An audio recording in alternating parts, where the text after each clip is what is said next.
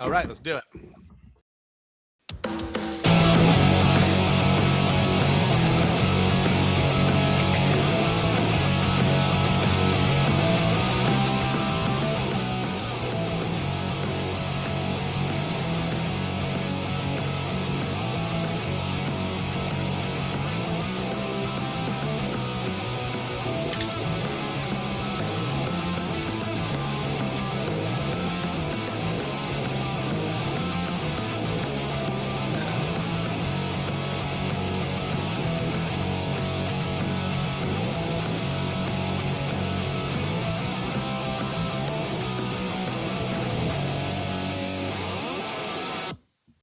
Hello and welcome to the worst movie ever made, an experimental movie podcast designed with one thing in mind: to find the worst movie ever made. I'm your host, Chris Ackman. I'm joined by my co-host and fellow mad scientist, Rob Scucci and Bob Hassick. Hey guys, how are you and why are we doing this?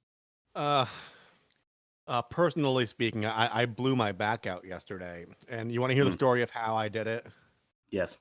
I was watching Old Dogs with John Travolta and Robin Williams, and I was just laughing so hard. I herniated my fourth and fifth vertebrae. I don't want to explain. I don't want to explain this movie this week, so I want to pass it on to Bob and yourself, Chris. Yeah, I think it's my turn. So, Old Dogs is the movie. Old Dogs is about a wealthy marketing executive who learns that he fathered twins and has volunteered to parent them for a few weeks while their mom is in jail. and theoretical hilarity ensues as the father, with every resource affordable to a wealthy marketing executive, makes it all work out in the end. Mm-hmm. Imagine that. Imagine that. Imagine if you're incredibly wealthy and your children like to go to baseball games and shit. Yeah. Yeah, that is a succinct summary of this movie. It is a bullshit. It is Robin Williams. It is John Travolta at their worst. Seth Green. Many cameos we'll talk about later, but as for now, we'll throw it to YouTube to see how America and the larger world feel about Old Dogs. You guys are both going to be very disappointed.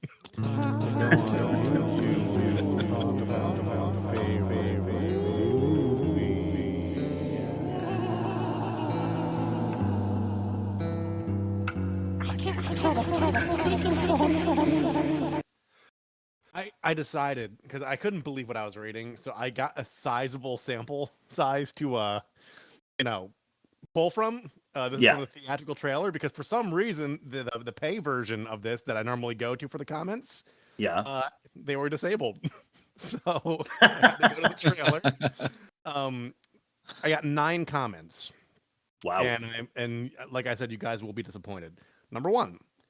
Haha, one of the best comedies I've ever seen. Seriously, I was choking through laughing in theater. X capital D. So like an old like analog emoji going on there. Number 2. Got to be one of the funniest films I've seen for ages. Robin Williams still got it. What are you talking Number 3. Oh, God. I just about cried from laughing so hard. I'm looking forward to this one. Capital D, analog emoji. Number 4. My wife and I went to see this, and we, along with everyone else in the theater, were rolling on the floor laughing. ... This was a very funny movie. This is number 5, I think. Yeah. This was really good, especially for a live-action Disney film. It had comedy that really worked for the adults and just cracked me up. Number 6. I love it when the kids mix up the pills and John Travolta's face goes crazy. I like that comment. Number 7. This is going to be a great movie, because of Robin Williams, he's hilarious. Next comment. This is number 8. I watched this yesterday and I don't remember when I laughed so much in last couple of months. Really great comedy, really funny, you won't regret it if you go watch it. ... close parenthesis, making it our 3rd or 4th analog emoji is what I'm going to call it, refer to it as. That's going to go in the write-up. That's the analog emoji is the right demographic, I think. And then the last one is cannot wait to see this movie. Love the song in this. Okay, go. Here it goes again. And they're just naming the song that was in the movie. That is a good song. Have you guys seen the music video for that song? Yeah. Yeah, good stuff. Do you know that they're suing General Mills cereal company right now because they created like an OK Go like cereal cup, and but like if they trademarked their name, that wouldn't be a problem now, would it? So I don't really feel too bad. Right. Fair. So that's where we're at right now. Analog emojis are running rampant on YouTube. Makes me wonder where you're gonna settle for your guess in test number 1, the worst of its kind. I think you might have a really big load of grumpy, petrified poop up your soul's ass. Which is the worst of its kind? Well, I'll tell you. Starting with Jumanji, Rob Williams, a 52. Really? I feel like it's better than that, but only because I grew up with it. That was like prime childhood movie. Yeah, for me, it's like I would think it's like a 65, which is like generally well received, but like matter of taste. But yeah, like not actually a good movie, but yeah, it's not good. It's not good at all. No, it's bad. It might even be on the podcast, and then Rob and I will be sitting there like trying to defend it while you tell us why it's so bad. I haven't watched it since I was 12, so there might be rose-colored glasses, you know. Yes, I have, and it is, as Bob said, it is really bad. But you know, it brings up when you remember a thing fondly, for some reason you're just happy you're watching it. You know, whether it's good or bad. Honey, I Shrunk the Kids with Rick Moranis, a 78. Yeah. How do you feel about that one, Bob? Yeah, that's about right. Okay, that's fair. We Bought a Zoo with Matt Damon. I think only because of the zoo scene at the end of the movie, probably. But a 64 there. I haven't seen it. It looked boring to me. Yeah. I haven't seen it. Yeah, I haven't seen it. Night at the Museum with Ben Stiller, a 43. I don't understand. I was going to mention this before with Jumanji. Jumanji got a 52, and you wouldn't think it'd be worth redoing then. But then they had a whole, 2 or 3 movies with The Rock and Kevin Hart and Jack Black. And critical and commercial success are two different things, so I could see that. For sure. I mean, so critical and commercial difference here is that the critics thought it was not even a so-so movie at 43. Well, it didn't even reach the 50 mark, but there are like 4 of them or 5 of them now. Yeah. Yeah. So I guess audiences just like the concept a lot. So a 43 there, and then Sky High with Kurt Russell. Haven't seen that one either. I think that's another kids movie I'm unfamiliar with, but it has a 73. Maybe that's something we should take a look at for a good movie episode. Just kidding. Never. And in the Marvel's Rob's Magic Marvel Corner, we'll be talking about Kurt Russell a little later too. With that's true. We will. Right. We will indeed. An average of 62. Old Dogs. How did that do, guys? 94. I'm going basic exclusively on the YouTube comments. 94, 95%. I'm gonna go with my typical 25. Okay, well you're 20 points high. It is a 5. Oh, Jesus Christ. 5 for a negative 57, putting us back on track for these high 50s, low 60s scores that we've had all season. And worst of its kind, no surprise there. We'll see how that stacks up against our current season champion, Michael, later in the episode. Test number 2 coming at you right now. This is where we summarize the movie again, but this way is a little more fun. This is called Ain't That a Pitch? Test number 2. Oh, hi, Mark. This is the beginning of a scene. We talk about the movie, make the movie about the movie. In this case, The Room. Ain't that a bitch? I'm so psyched. Yeah, Bob's going to be meeting Greg Sestero. Whatever, yeah, I'll find out. He accepts all. He's meeting Mark. He is. Meeting Mark in a couple weeks. And oh, please go. Please, when you see him, go, oh, hi, Mark. Please, God, do that. I'll go first. I feel like I haven't in a while. All right. Okay. John and Robin's careers are in the pits. True what they say. Old dogs, no new tricks. Disney tried for a comedy, but it left audiences vomiting because it's 90 minutes of old dudes taking wet shits. I would like to go next because thematically we're very in line, and okay. I really hope this becomes a round robin thing like it did with Leonard Part 6, where we all basically said the same shit. All right, sweet. Okay. Travolta and Williams screwed the pooch. It's rare for Robin, but it's John's recurring truth. Two old farts try to be fathers, but it seems like they couldn't be bothered to act like they gave a shit or two. Very nice. Shit, Yeah, no, poops. I didn't do that. Sorry, guys. No poops, huh? It's all good. No poops. All right. There once was a dad with an unlimited budget. Hmm. I'm merely jealous. I don't begrudge it. Spray tans and nut shots, human puppets and yachts. Wouldn't be a Travolta movie unless a dog snuffed it. Bob gets a Bob. 4.5 on that. I'm giving him a 5 for a 4.7. Hell yeah, Bob. Fuck yeah. I know Oh, how. man, that's awesome. I think I watched it like a few days before you guys, and this is a Yeah. picture of Travolta at the Yes. funeral, the picture of his dog. Unbelievable. Could I not watched believe it, I watched it immediately after I learned that about Michael from Bob's Oh my Factor God. of Fact. You know, That it's is- fucking perfect. It's fucking hilarious. Oh, really good segment. All right, test number 3, the most offensive. Hey, do you guys want to talk about all the offensive parts that we witnessed in this movie? In a few minutes, bitch. For a live-action Disney comedy aimed at children, it's pretty offensive. What we're doing here is showing you every single moment in the movie that sticks out to us as offensive or in poor taste. Say what you will. Starting with number 1, smacking somebody's son with a soccer ball. Yep. 2 minutes in, Robin Williams kicks the ball so hard and directly at a child when it's passed to him that it bonks him in the head. It's not that. It's not that he did that. It's that the filmmakers thought that we would laugh at a kid getting injured. It worked in amazing. the head. It Right in wasn't the like face. a Yeah. in the face. Yeah, exactly.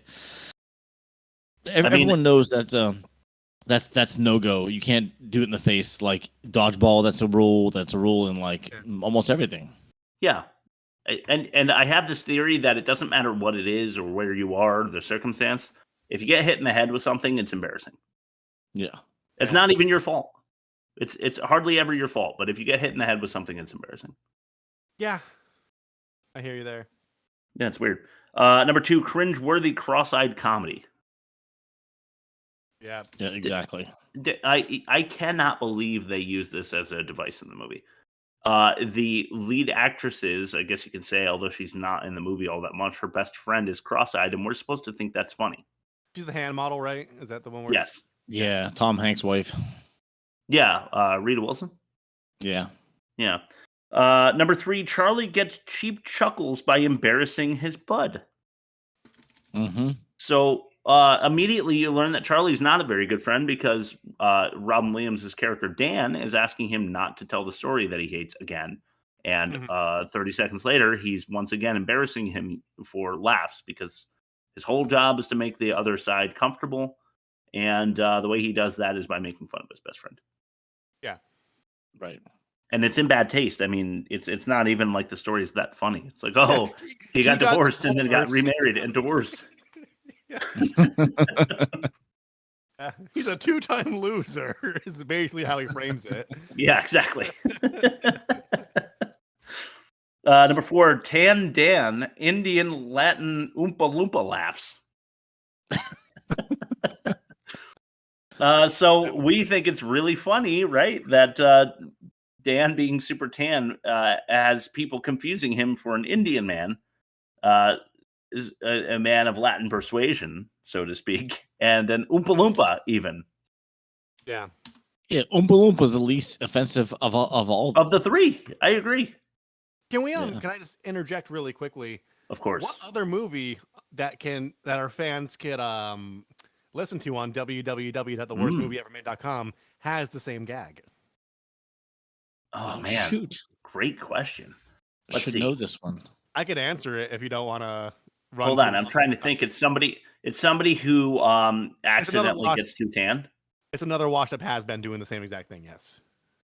Oh man, is it somebody that fell asleep like one side, face up? No, it's Tim Allen. It's Tim Allen, right? In what? mo- Christmas with the Cranks. Oh, okay. I barely remember that. I think that I have repressed those memories. Yeah, because they're gonna go on the cruise, and then they go to the mall, and then they get the tan. Oh, that's and then, right. Yeah. and then he eats the grapefruit, and it's like right in his mouth. Yeah. I remember that now. I'm not happy that I do. I think that my brain was pretty good at deleting that movie from my memory on purpose, and now you've brought some back. Number 5, homophobic hilarity. Yeah. Isn't it really funny? Isn't it really funny that they were mistaken as gay men? Isn't that super funny? It's hilarious. Yeah. Number 6, camp counselors, kid-free Frisbee. Camp counselor. Yeah. Why Right, are they no having kids. an adults-only Frisbee game when it's a kids' camp weekend? Because Quite the a Boy violent one, Scouts too. of America are a front for older men to lure in children so they can molest them.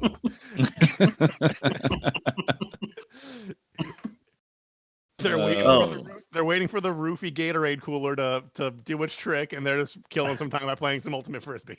And then the other kind of scat is coming out. Yeah. Grieving. This is number 7. Grieving group golf and Nutshot shenanigans. So I grouped these together because it's the golfing scene, but it is such a lame tie-in to get the translator there.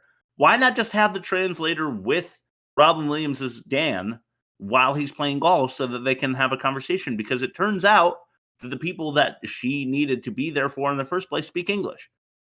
So Right. I'm very confused by this, but they have a grieving group. It's like they've lost someone important to them.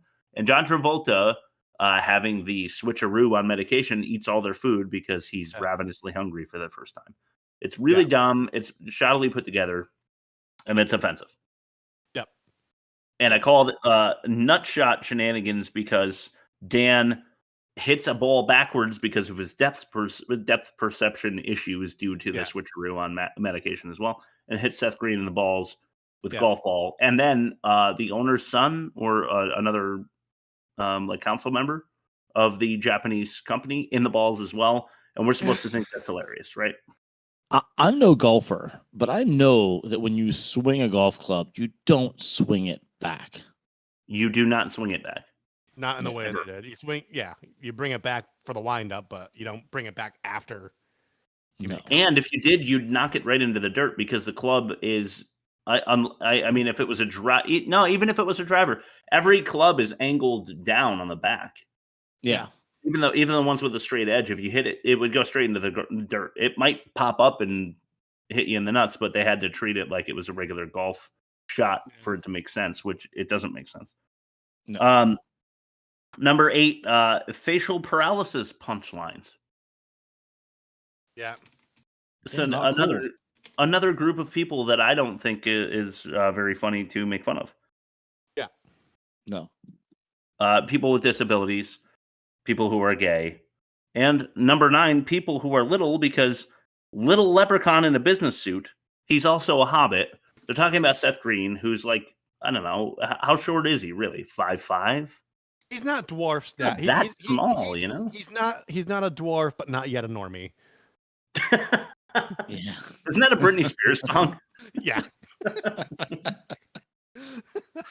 I'm not a dwarf, not yet a normie. You guys want to mention anything else? It's those are the ones that really stuck out to me. Yeah. Seth Green, just in general. I love. Well, they couldn't get Jamie Kennedy. Yeah, they couldn't get Jamie Kennedy. I love Robot Chicken. I think that's his crowning achievement. Yeah. He is not a good actor. He is not a good writer. He is not funny. When he does stop motion with action figures, it's hilarious. But everything else is just like. Okay. Well, I need your opinion then. He's good voiceover. Sure. Yeah. Because he doesn't have to do any physical acting then. What did you guys think of Can't Hardly Wait, the 90s movie? Like the 90s Kegger movie? Oh, God. All those movies, I guess there's a time and place for those, but I don't know. They're a bit extra. He's he acts like an aspiring rapper, I guess, and he's very anti that visually. So it's not that bad, and I think it inspires Jamie Kennedy later in Malibu's Most Wanted. I think you're right. Yeah. But anyway, Bob, did you want to mention anything else that you found offensive I didn't mention? No, you got it all. Okay, cool. So we'll throw it to test number 4, and this is the one where we judge them very harshly for their poor use of dialogue. And test number 4, the worst dialogue. Do you like what you see? Would you like to touch what you see? Would you like to go out with me? Would you like to fuck me? Just the worst dialogue. Bingo. Yeah. Number 5. Number 5. Thank you. Impulsive. I've never seen him so free, okay? I mean, so impulsive. He was a changed man. Maybe not so changed. You know, it's hard to explain to a guy who's never had an impulsive moment in his whole life. There's two kinds of impulsive. There's the good kind, okay? This is plain stupid. This is so romantic. But when he woke up, he remembered, I was just married 14 painful years, and there I've gone and done it again to a woman that he barely knows. His soulmate.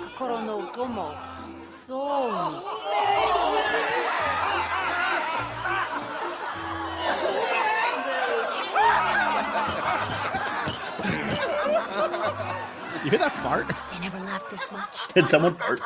Yeah. So, a few hours later, my buddy here, my hombre, is the only guy I know that's been divorced twice in a 24-hour period. Now that's a true story. All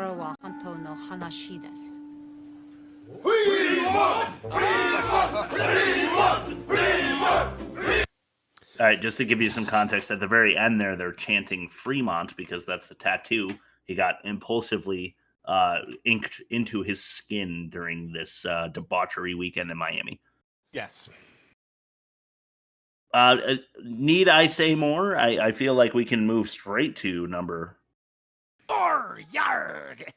And this is uncivil engineer. Described this house as being a dangerous place for kids, so I hired the best child proofers there are. The tall guy over there, he was a civil engineer. What kind of a civil engineer would be baby-proofing a house? Failed one, sir. A failed civil engineer. I got a lot of bad road behind me, a lot of potholes. That is why I'm going to be extra vigilant in protecting your children. They're 7, okay, and they're his kids. That's true. That's progressive, and I'm all for it. Oh, come on. Now, even I know you do not baby-proof a house for a 7-year-old. Oh. What about the 15-foot deep end? I mean, sir, you got a flamethrower for a fireplace. You know, it's a fashion, it's a style. The spears? What kind of guy buys poison-tipped spears? 1,000 years ago, they were poison. I don't know if they're poison now. You bought those 1,000 years ago? No, they're... You expect me to believe that? You designed this house of horrors. You brought the kids to this house. Stop it. Don't eat that. Those are dog treats. Yeah, well, everything tastes like dog food after I smoked salmon I just had. Oh, you ate the salmon. It's like they got every single nobody to be an Yeah, every B pluser who is not an A-lister but like trying real hard. It's the same supporting cast as Idiocracy, I'm pretty sure. Yeah, I thought that too. Yeah. That did occur to me. Weird. But really the shining star of bad dialogue in that, and Bob, I saw you shaking your head, but when Zach Braff says you expect me to believe that you bought those spears 1,000 years ago, it's supposed to be what? Like, this guy's really dumb, but we're gonna... I don't get the YouTubers who understand these comedy beats, because I don't understand why that would be funny. It'd be funny in 1992.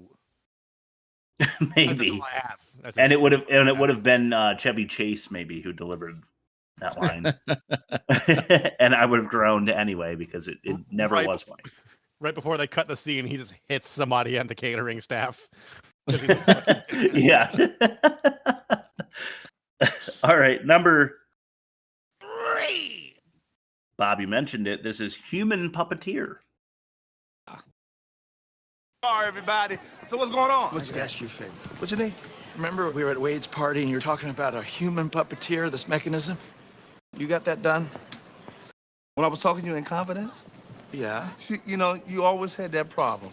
This man is in trouble. He has trouble relating to his own children. Oh, my God. He needs your help. With your technology, we can fix this. Oh, thank you. It's true.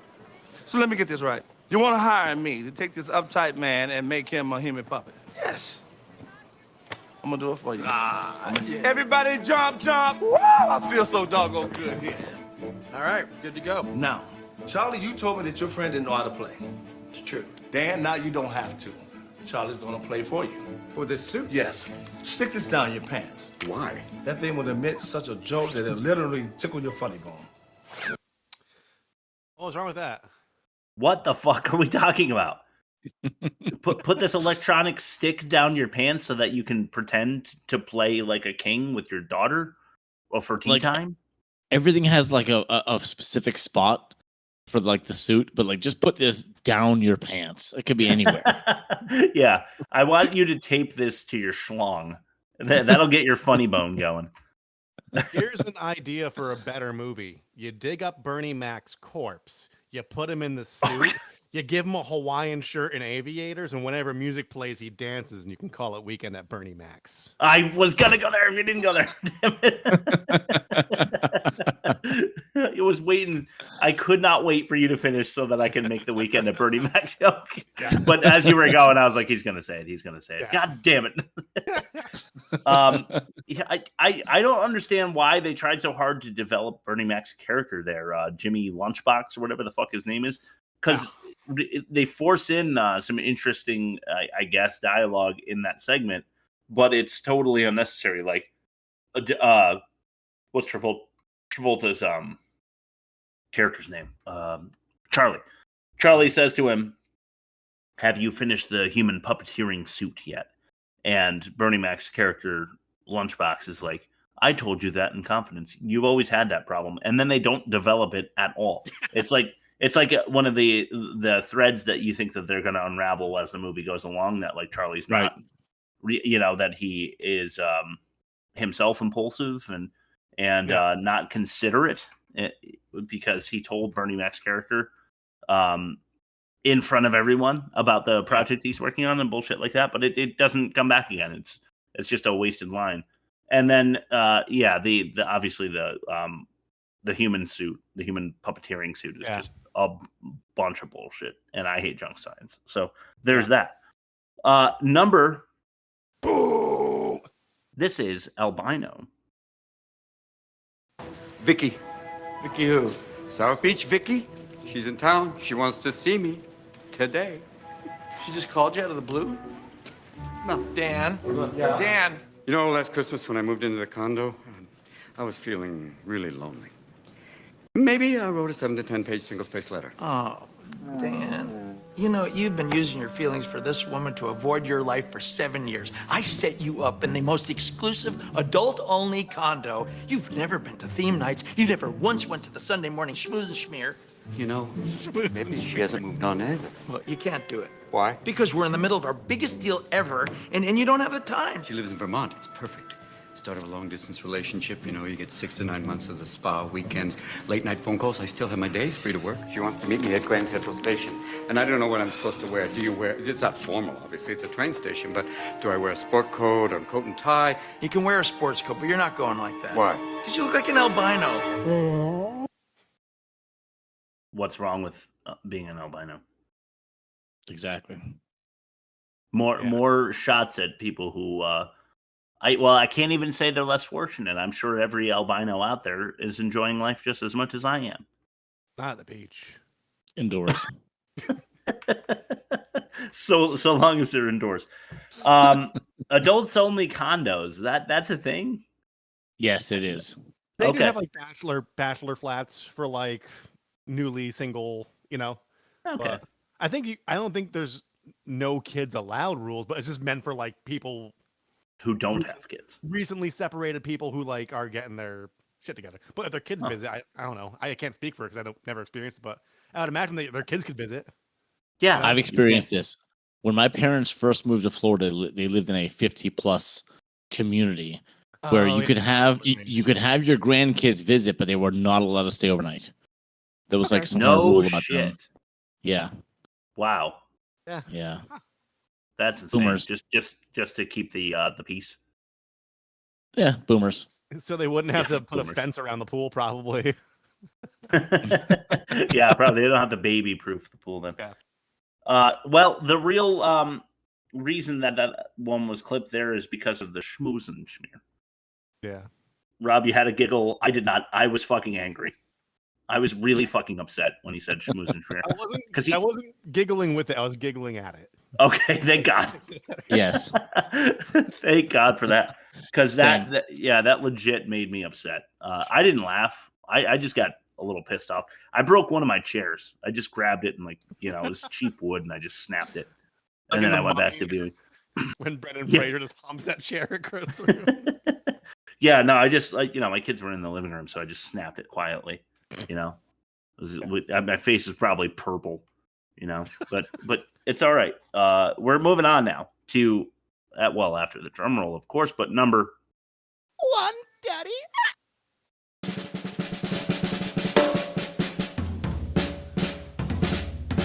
You know what? Fuck it. Crib. Listen, you're the one that forced me into that place. I cajoled you. Romantic. Oh, look, they're going upstairs now. Man, this is my crib, man. This is where I get down. This is where I seek the 3 points. This is where I throw the TD. This isn't for kids, man. Look, that pool out there, that's got a 15-foot deep end. Look at this place. I got pointy-edged furniture. I got. Look at those spears. They probably still have poison on them. You don't want them in this house. Look, I do not lead a child-safe life, man. Is not how I roll, Why is he doing the rap star thing?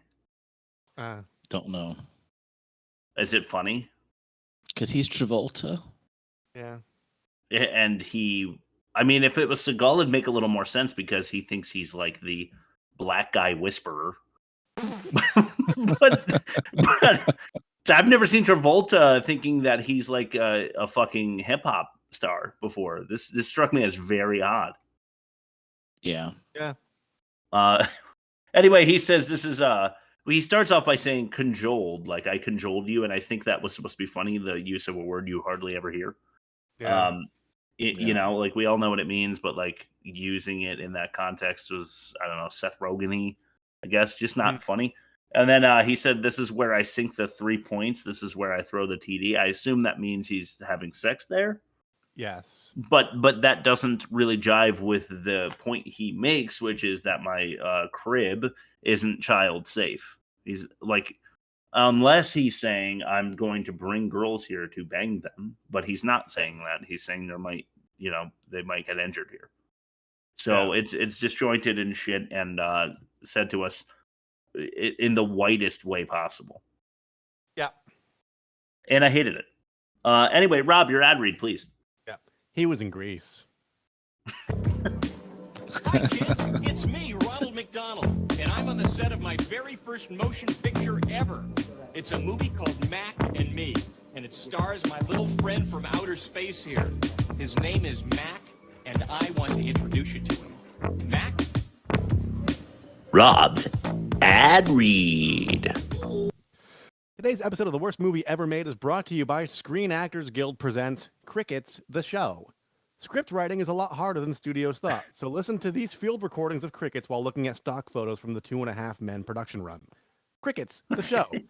It still has a Chuck Lorre vanity card at the end, but it's poorly written. All right. Wow. Activism. Yes. That's great. And, I just love that we have so many different companies reaching out to us at this point, including Crickets, the Show. You know what? And I'm definitely going to check it out. I hope you guys do too. Our listening audience.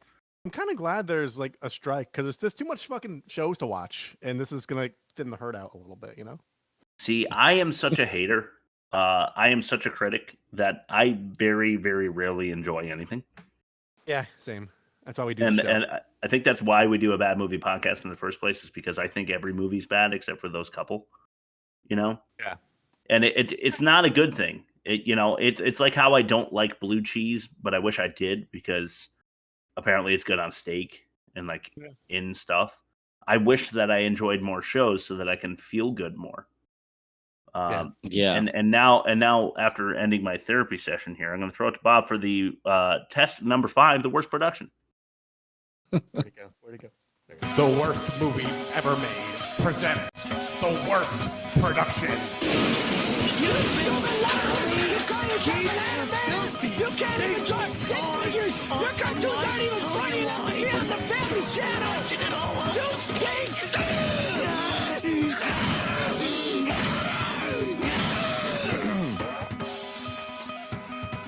Hey guys, just came by to pick up the finished film.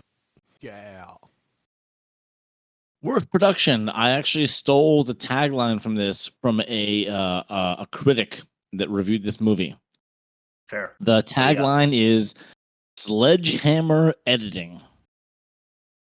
Ugh. Okay. Sledgehammer editing. Yeah, Sledgehammer editing. So it doesn't help that we go from one impossible and ridiculous situation to another. No. But why does the situation and transition have to be so abrupt and sloppy? That's where I think they're coming from. Yeah. Like, are the penguins attacking? We think so. Oh, wait. There's one on his ear. They must be. Wait, but Robin Williams escaped. And he's suddenly on a flying suit. And he falls into the water. Wait, he falls into the water 3 to 4 times. I didn't get that either. I hated this. I absolutely hated it as well. And there's a reason that it got a 5, and it's because they just didn't fucking care.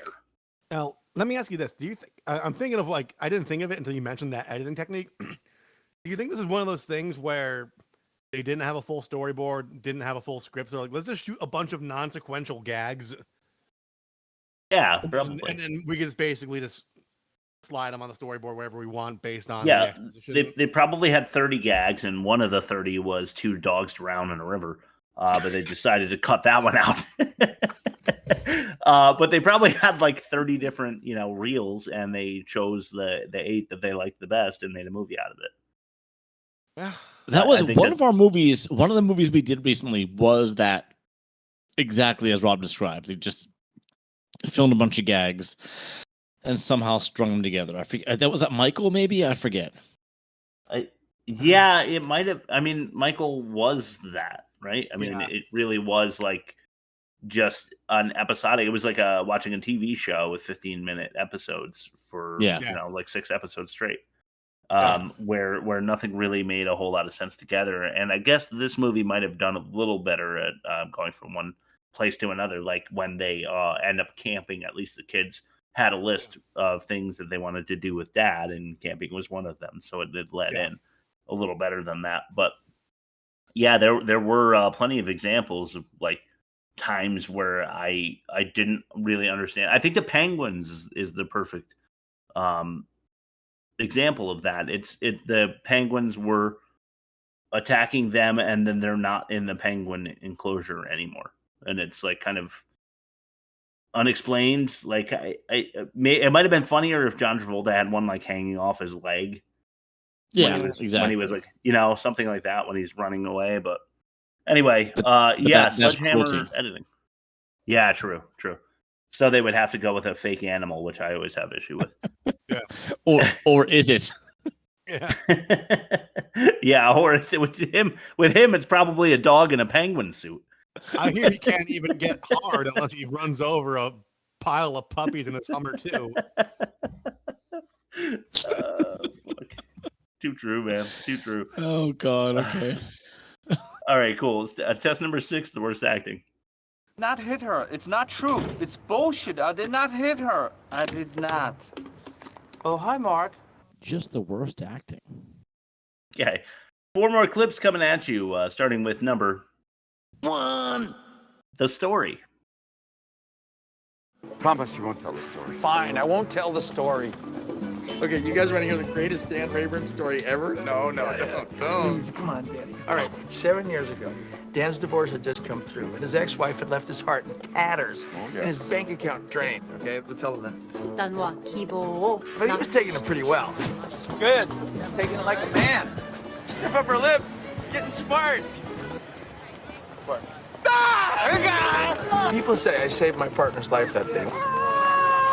So many people get divorced. And neither one of you wanted kids. Now that seems like a stroke of genius. But that didn't console him. I had to act. I had to do something. Mr. Goodtime's gonna teach you how to live.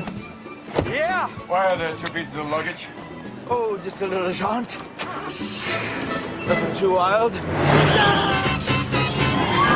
Mr. Goodtime, you said we'd come to Miami. We did. Can we go home now? Whoa. Yeah. Does this drink come with a diving board? It's insane. Well, just a sip, I think. So as a best friend, I felt compelled to give him a gentle reminder of what it was like to be free. Okay, I have a lot of things to say. I don't know if that's surprising, but Robin's funny crying is just fucking awful. Yeah. Yes. It's supposed to be really humorous the way he like is breaking down as a man and like, you know, just weeping into his friend's shoulder because it's so outrageous, but it is so far over the top that it is, you know, just obvious bullshit, which I hate. A jaunt. Charlie says it's just a jaunt. It's another one of those. So it's like cajoled. It's another one of those situations he keeps where using like Victorian or like early American like realist type of language. I'm telling you, it's like a Seth Rogen technique or something. It's like the first Seth Rogen movie came out, and they were like, "We're gonna use some of those beats," and it just doesn't work here. And then so I've watched a lot of Robin Williams, and I've seen the Robin Williams on HBO special too many times. So many times, in fact, that I feel like I can kind of point to you when he's like free flowing and not on script. And when he says diving board about the drink, like the margarita or whatever he gets, I think that was improv because he goes, "Oh, you need a diving board for this. It's insane." And it's insane thing is what he does when he's transitioning from thought to thought. He'll often, with Robin Williams, check this out. I might have said this on Hook. He'll say, "Don't be afraid," and it doesn't work. There is no context behind it. It is like his or huh, or you know, like how people will say like to transition from one thought to the next. They throw like a sound or a word in there. He says, "Don't be afraid," and I think I just did it myself. I said but I think it's insane was his next. I'm going to make another joke. They were like, riff on how big the drink is, riff on it, and then we're gonna take use your best take. I think you're right. Yeah, it's like when a stand-up comedian's like, strap in because it's about to get crazy over here, you know? Yeah, exactly. Like you need a transition from one bit to the next or something. Yeah. And Williams is really good at improving, but part of that is that his transitional thoughts are funny, I guess, too. Yeah, but if you've seen enough of him, you know what they are, and I recognize that there. So check that out. Watch the HBO special and tell me he doesn't say "Don't be afraid" 15 or 20 times. It's kind of crazy. He actually even says it in movies. It's enough to piss you off. Anyway, number 2. This is Rochelle. What's your name? Rochelle. Oh, Rochelle. Oh, well, I didn't know they could afford to hire supermodels here. Hey, Pops. Isn't being a grandparent the best? I'm not a grandparent. My grandkids call me Nub Nub. What do your grandkids call you? Nub Nub is good. Attention, Fabulous Diners. We have just been informed we have 2 new members to the Grandparents Club. Oh, God. Hey, seniors, enjoy the family. Seniors, we hope you're here to stay. Seniors, we like to make a fuss. Seniors, every time is on us. Seniors, I'll be right back. Rochelle. I don't know what happened back there. Just a little too much excitement for me. Oh, no. Oh, no. No, this is just an accident. Oh, don't worry. Oh, It's nothing to God. be embarrassed about. I'm not embarrassed. I'll get you something. It's a glass of water, that's all. One glass of water gets my pump going, too. Uh-huh. What's wrong with that? What's wrong with that? He's stealing the words out of Rob's mouth. So much. He wasn't saying it, so I had to. The director is like, all right, do things that people do, but make it funny. And he leaves John Travolta and an aging, out of thoughts Robin Williams to do that job, and it just doesn't work in any aspect ever, not once in this movie, and I fucking hated it. So, what restaurant has a seniors song? Because it doesn't make seniors feel particularly good. They just want the discount and for you to shut the fuck up about it, because nobody likes to be old. No. I was getting Bennigan's vibes. Absolutely. Yeah, it's like the happy birthday song that some corporate places make their employees do, but they would never do it about seniors. Because like I said, seniors don't want to be applauded for being old. They want their discount and to pretend that they served in the military so that they can get an extra 5% and leave it at that. You know what I mean? Yeah. So, all right, let's pass it on to number 3. This is the original kind of, but it is titled Scat. You ladies ready to play a little ultimate frisbee? I think so, Mr. Testosterone. Oh, yeah. Ultimate frisbee, that's our game. Hey, let's do this for our kids, huh? Yeah. Yeah, for the kids, yeah, man. All right, let's do this. Sports marketing! Yeah, sports marketing, yeah! Sports marketing, make the deal. Yeah! That's bear scat, gentlemen. Yeah. Yeah, it is. Dad, Yeah. I think scat is poop. Really, son? Yeah. Do I poop on my face? Yeah. Scat happens, man.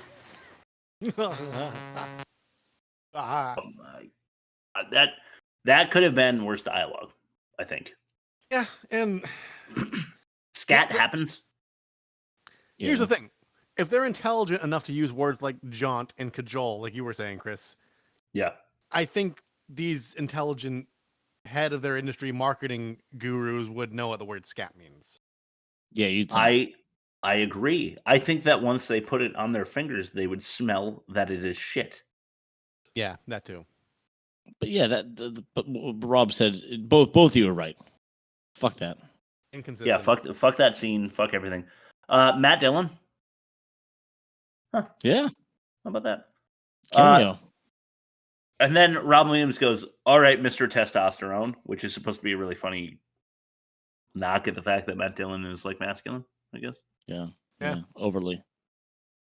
And then they are chanting sports marketing. Yeah. Together. Like, does that get your blood flowing? Like if you and I, Bob or Rob, were sports marketers, is that what we would be saying to each other when we're smearing bear scat on our faces to get ready for a big Frisbee game?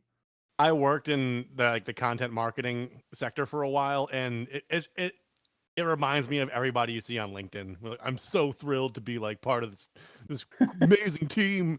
And then I think during a team building exercise, they might chant stupid shit like that, to be entirely honest. All right, fair. That's horrible.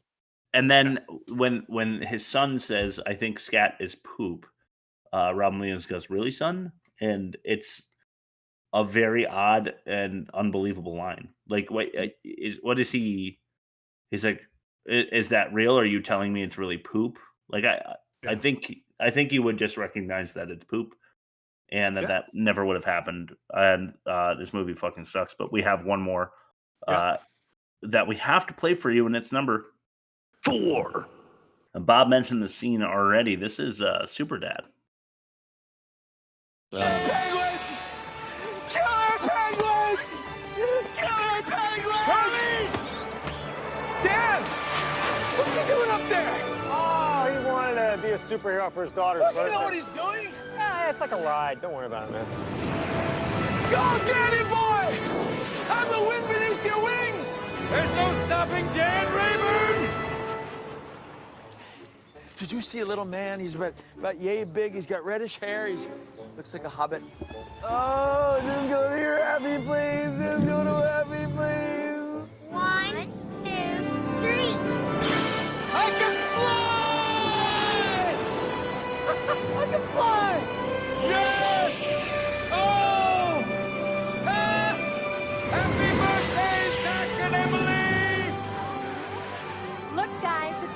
superhero, just like you wanted. I'm coming, kids!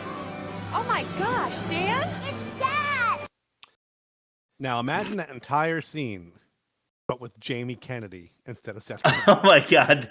It would. I mean, this movie would have been made. I think we wouldn't have this on the podcast if it was Jamie Kennedy instead. Yeah. No, it'd be Oscar contender. Yeah. Even if he was in the flight suit or the one yelling about crazy penguins or whatever, it doesn't matter where Jamie Kennedy ends up in this movie. But Travolta's Charlie starts with killer penguins, which I don't know. I'm not sure that the penguins succeed in killing anyone. Plus, they invaded their space, man. Penguins had every right to defend. Agreed. Yep. And then, like a ride, the very terrible extra actor. I don't know if this guy is an aspiring actor, or if they just like found him. You know, and they were like, "Can we use your van or something?" Yeah, he's in the picket lines right now. Yeah, probably. Yeah, he's probably a writer.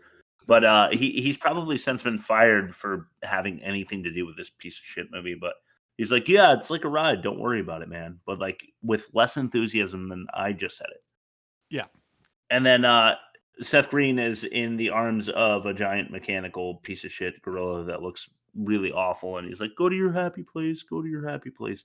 Because the gorilla is going to kill him, he thinks. But the gorilla is like entertained by coddling him at the moment. I don't know. It's all just bullshit, and I hate it, and I don't want to talk anymore. So I'm going to send it to fact or no fact. Fact or no fact. Money now and a lot more when I get in that office. I can take that to the bank. I'm gonna take you to the bank, Senator Trent. To the blood bank. All right, fact or no fact. This is our favorite part of the episode, where I renamed Old Dogs as a tribute. I just called it Dead Dogs. Which hopefully is the last time hopefully the last time we have to mention that. All right, so I've gathered 4 facts about this movie and added a lie to see if you guys could find the lie in this list of things. So here goes. First one.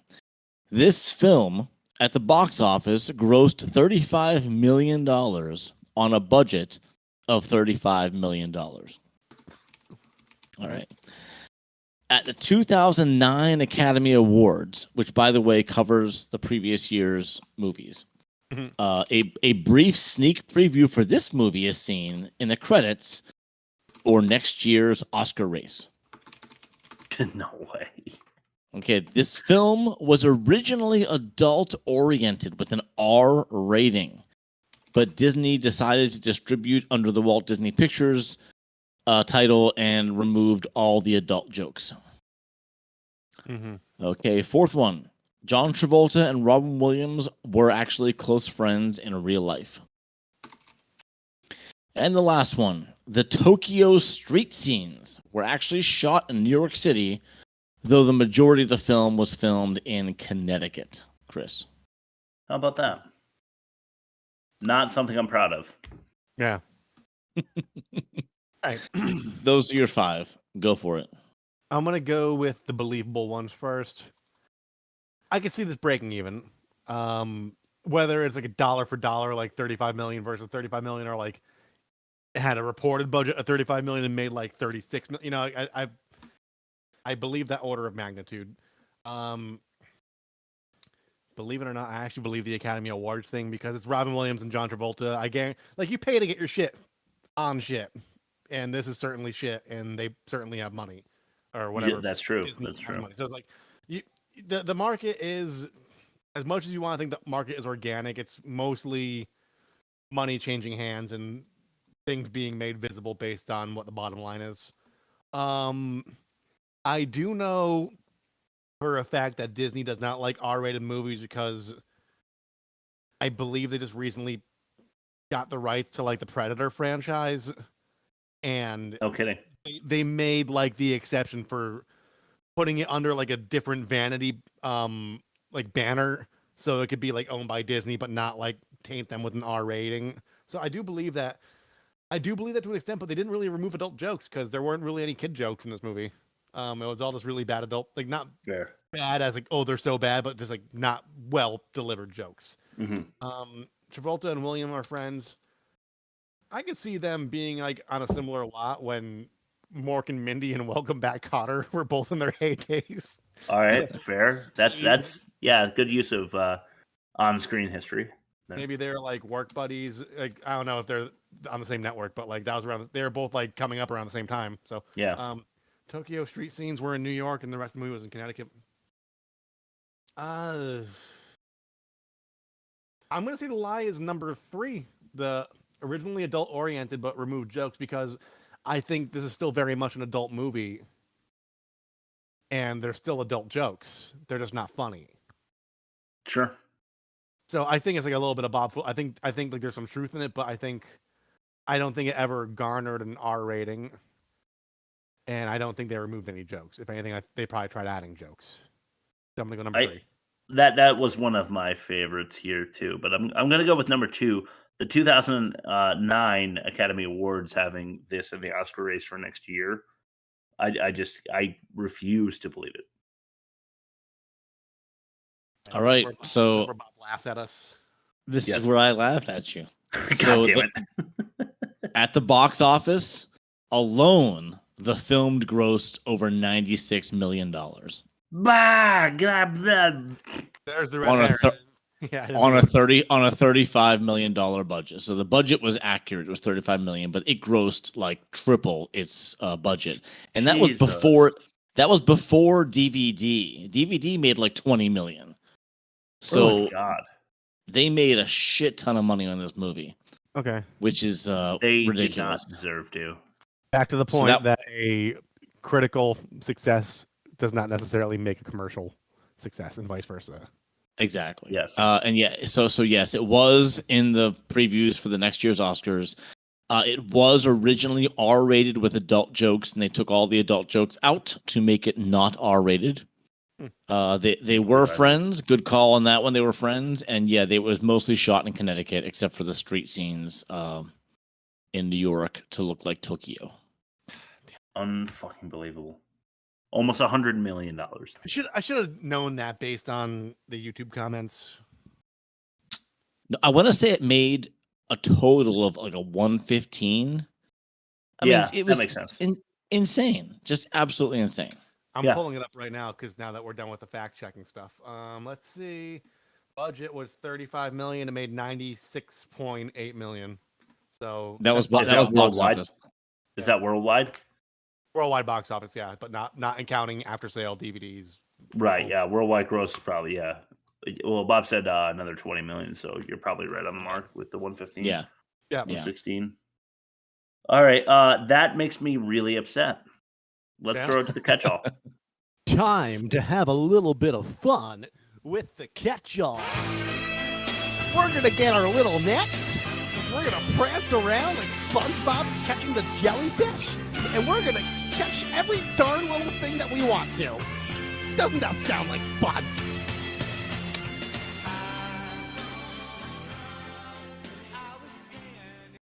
I still ain't hating on New York City skyline openings.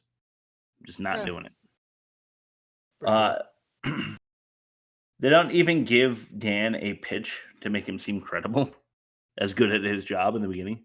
Yeah, it shows him like a stumbling, bumbling idiot because he can't believe that story was told again, and then it cuts away. Yeah. And then he goes to the projector, and he's like about to give the pitch, but they were too lazy to even make the pitch. Yeah, so that we know he's good at his job. Yeah. Charlie's entire job is to make the clients laugh, and he does that at his partner's expense. I said this already, but it makes him a shitty friend. Yeah. He's just a shitty friend. Yeah. They walk, or they work in a... Did you see the building that they work in? Wasn't that where they had the first pitch? Wasn't that in their where they had the conference call, right? And it's like the building looks like kind of... It's cool architecture. It looks like kind of melted, almost. Yeah, okay. Yeah. I actually thought the building was really cool. So. Yeah, I guess so. If only it were real. Yeah, right. Travolta is supposed to be a total hunk still, right? Is that what Yeah, we're he is. take away? Yeah. Yeah. Yeah, that incredibly young tanning salon person was like enamored with him. I don't think so. Yeah, exactly. That's and they make him like kind of a buffoon in this movie, so I don't really understand how he's good with women. Yeah. Yeah. Spray tan physical comedy, very much funny. Hee hee. Yeah. And then Vicky, I think her character's name is, has family secrets to remove spray tan. Yeah. Hysterical. I don't know. Yeah. He never even wonders if they're his kids. Yeah. No, he didn't. He's just like, okay, I believe you. I feel like anytime someone springs multiple offspring on you out of the blue, you should probably at least do a mouth swab or something. Yeah. Just so you're not like cucking for the rest of your life. Yeah. Mm-hmm. The coldest and most moronic father wouldn't shake hands with his daughter goodnight. No. Yeah. He's not that dumb and unattached. Charlie called his kids cute when they're in a dormant configuration. Yeah. Luis Guzman, Zach Braff, Matt Dillon, Seth Green, Justin Long, and Bernie Mac. What the fuck? They were sharing a production lot. Yeah, it must have been. It was easier than doing a casting call. Just like, hey, you got like 5 minutes. We don't want to go through a month-long audition process. So, yeah. We'll give you $20,000 for 5 minutes of your time. Yeah. Speaking of Seth Green, why is his character? Yeah. Why? So, what kind of camping is that? I don't know.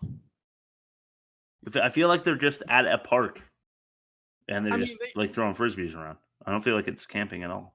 Yeah, they do have that because I used to travel with my family when I was younger. We had like a pop-up camper, and like you just basically you set up at a national park, and then you go like to the beach. You go sightseeing, and then you come back to the campground. So it's not as hardcore. It's not. It's like a white trash hotel. That's how I describe it.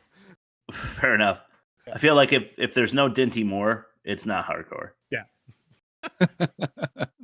If there's no Dinty, that's good. If there's no Dinty Moore, it's not hardcore. Cool. Prison Rules Frisbee is such an overused comedy beat. Like the rest of the movie, the physical comedy is criminally unfunny. Yeah. That's just I'm just spitting facts here. Medication comparison. Go ahead. Like everyone's gonna agree to that prison rules rule.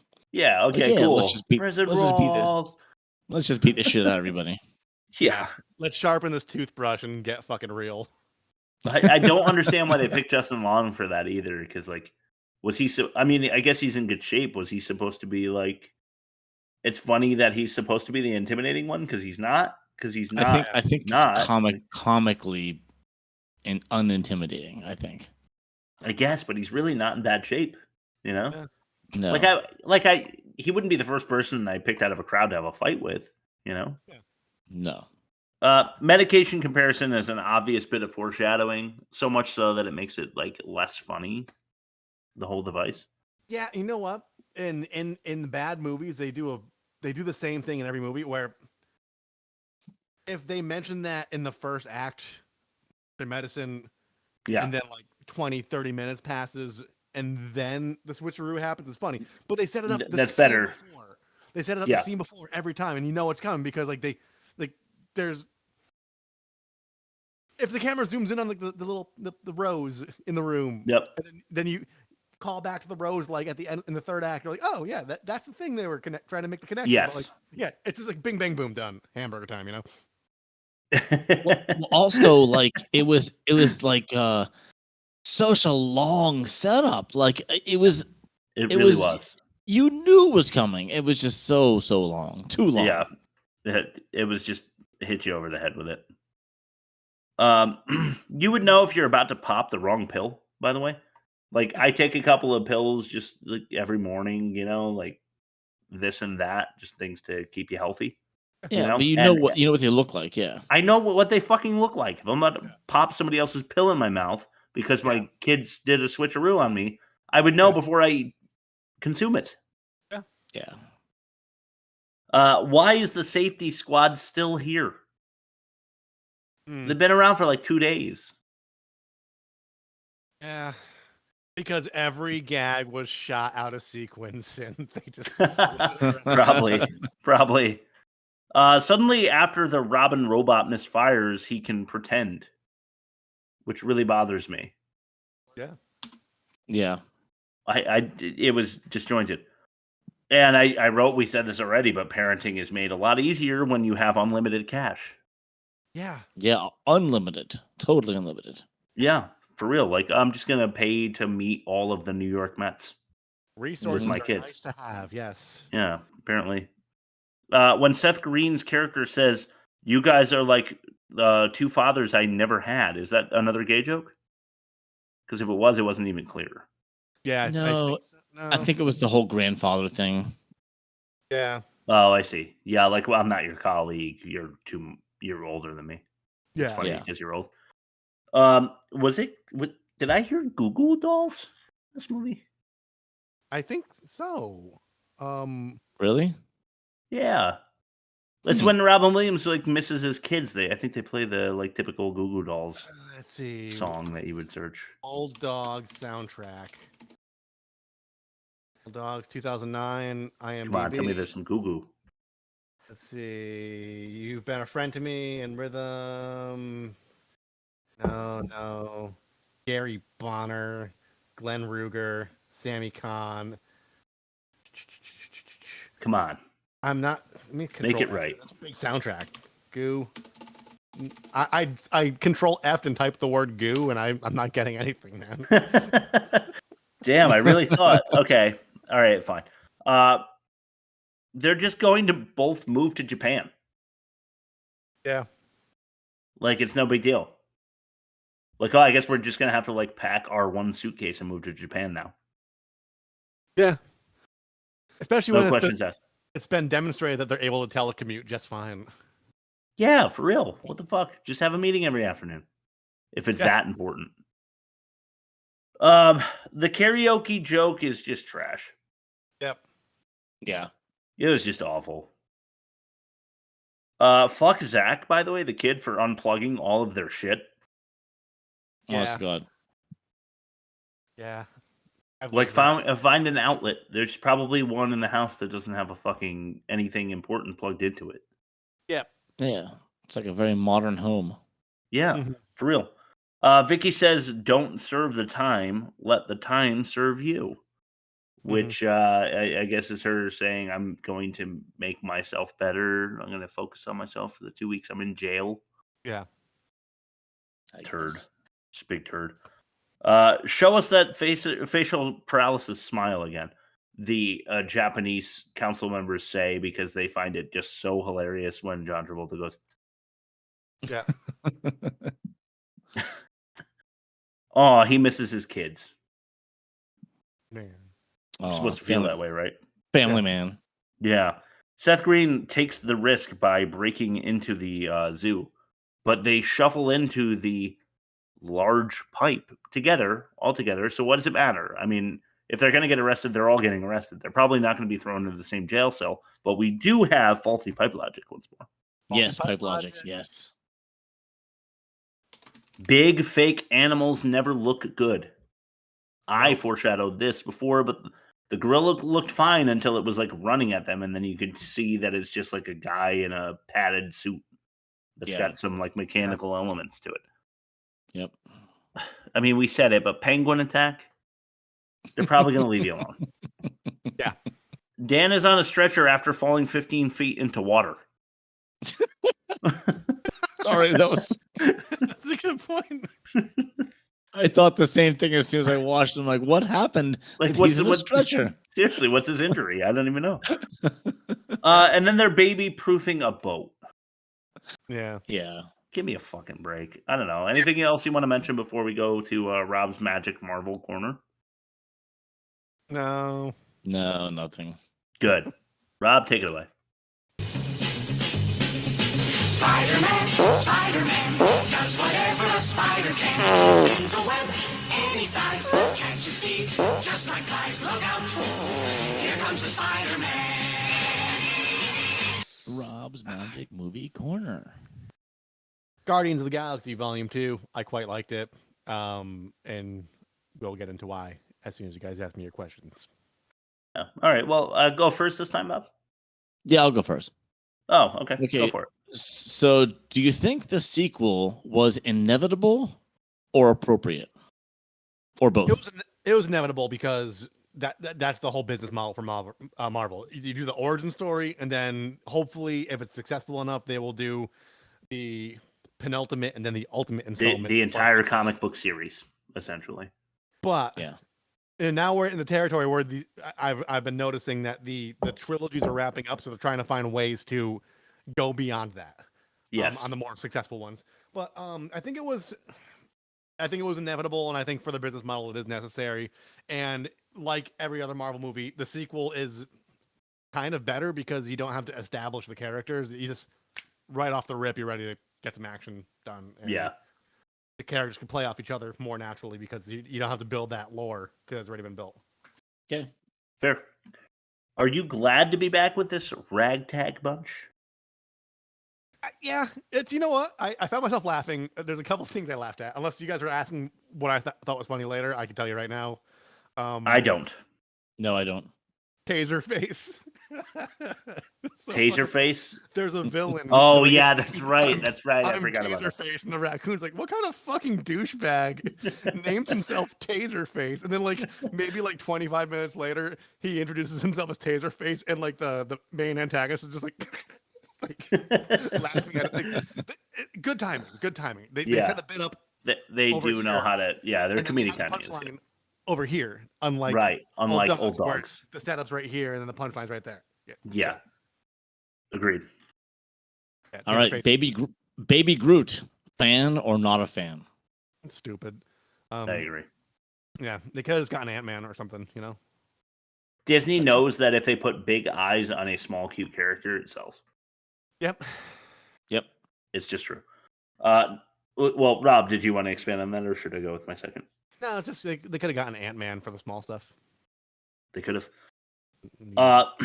If you had to name a planet on the spot for this galaxy that they are guarding, and you couldn't call it Shotgun Blast, what would you name it?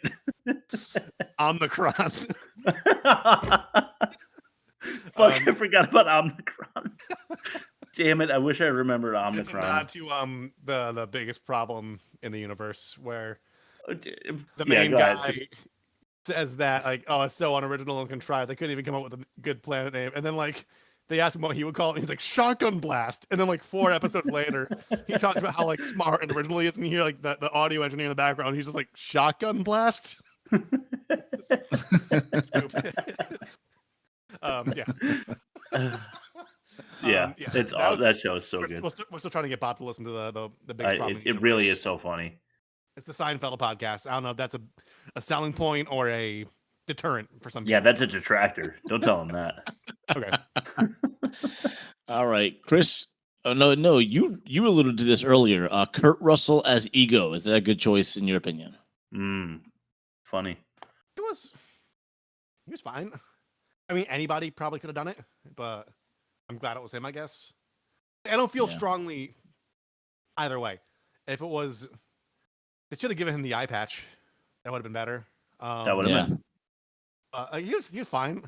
Jeff Bridges would have been good in that role too. The older, long-haired, like, kind of like, used to smoke a shitload of weed when I was younger, but like I'm cool now. Like, yeah, but he's already in the Marvel universe. Is he really? Yeah, he was the bad guy in the first Iron Man movie. Oh yeah, that's right. Yeah, he's bald and doesn't look like his typical. He doesn't look like Jeff Bridges. Okay. He doesn't look like the dude. Yeah, but it is him. All right, number 3 for me. Yep. Are you happy or sad for Kurt Russell being in this? It's same answer. I don't feel strongly either way. It could have been Jeff Bridges. but it wasn't. And Kurt did an okay job. I would have I liked. thought you'd hate the movie more. Yeah, I thought you'd hate the movie more. So I figured. I truly try to watch things in a vacuum without like outside influence and just try taking it like at face value for what they're trying to do, and for what they're trying to do, they did a good job. Fair enough. And like unlike other Marvel movies where they like Hulk. Yep. Hulk.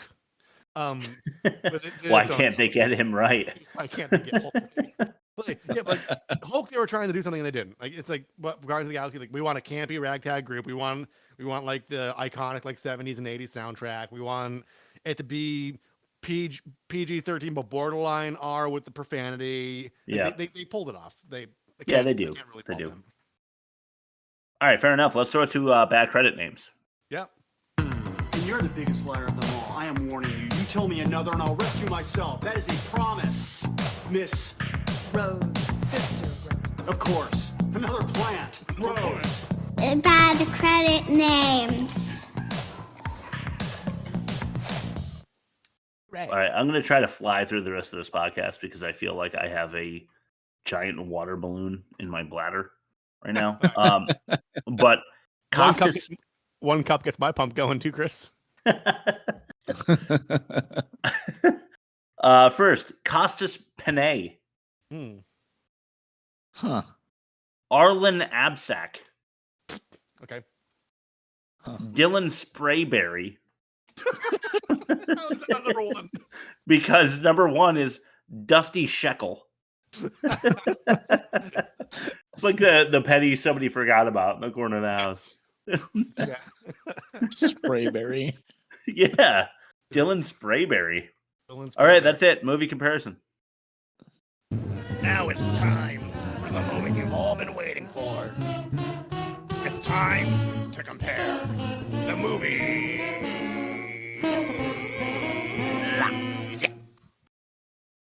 Michael, our new champion versus Old Dogs, which I hope. Man, this is so funny. I did every fucking thing backwards. I put all the scores for Michael in Old Dogs. Don't ask me why, but anyway, I'll do my best to not make a mistake when I'm comparing the movies. It's Michael and Old Dogs. Negative 35.2 in the worst for Michael.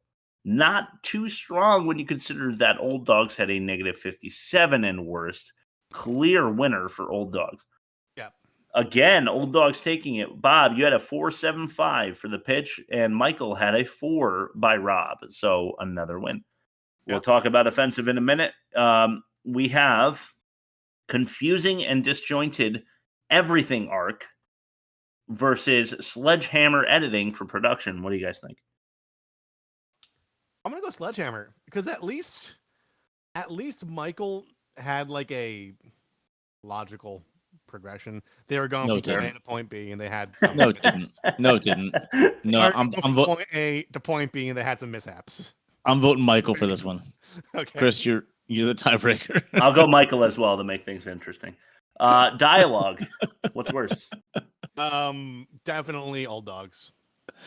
Yeah, dialogue was worse than Old Dogs. I agree. Okay, acting. What's worse? Oh shit! It's William Hurt. Yeah, sucks. You know. Don't panic, room. I'm not going to William Hurt you. Oh fuck!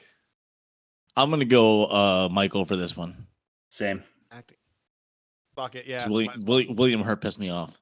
Yeah. Yeah, same. Okay, 3-2 heading into offensive. We have a demerit. You want to do the demerits first or offensive minigame first? Do the minigame. All right, let's throw it to it. I can kill you now, or I can relieve you of this gift. This black gift. The not so mini offensive minigame. Okay, judge, defendant, bing bong, or paralysis punchlines. Paralysis. Yeah. Okay. Punishing the pooch or Indian Latin Oompa Loompa. Oh man, offensive wise, I would guess the Indian one. I mean, Rob? everybody's had a hot mic moment, but not everybody's murdered a dog. So I'm just pounding the pooch. I'm gonna go with pounding the pooch. Okay.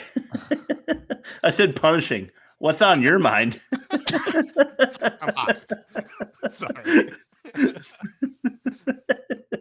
Okay, that makes it a legit tie. So we're going to the bonus round like we rarely do. I hope you're ready. Homophobic ha-has or Michael's yucky mush mush. Homophobic ha-has. I don't care what how disgusted Rob is with the cereal.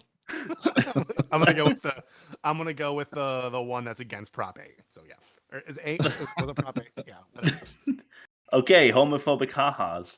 Yeah. All right. So the demerit section was cereal, and we don't have one for old dogs yet. Seth Green. Can we just add Seth Green to that too? Yeah. Bad child actors. Bad child actors. Yeah. Oh man. All right. Bad child actors. That yeah. That takes the cake for me. Seth Green's included. Seth Green is Because he's diminutive. I get it. All right. Old dogs or Michael? We've got worst 1, pitch 2 for old dogs, 1 offensive for Michael. That's 2-1. Dialogue 3-1 old dogs. Production 3-2 Michael. And Michael fires back with acting 3-3 demerits. Do we have cereal or Seth Green and bad child actors? Bad child actors. Yeah, this is worse than Michael. This is at the point Wow. in our human history where like there were good child actors.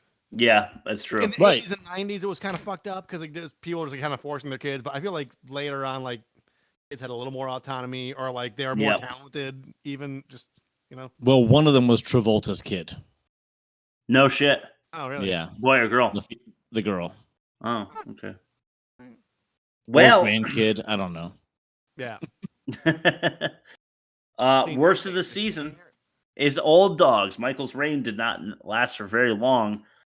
Next week we are doing a fan submission. This one is Cobra with Sylvester Stallone. Couldn't be happier with that suggestion.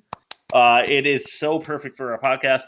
Rob, plug us. Send us to Bob for his last word so I can go pee-pee. www.theworstmovieevermade.com. All our shit's there. Just find us and email us. Bob. Hell yeah. The dog snuffed it. All right. And then let's play it out with Rib.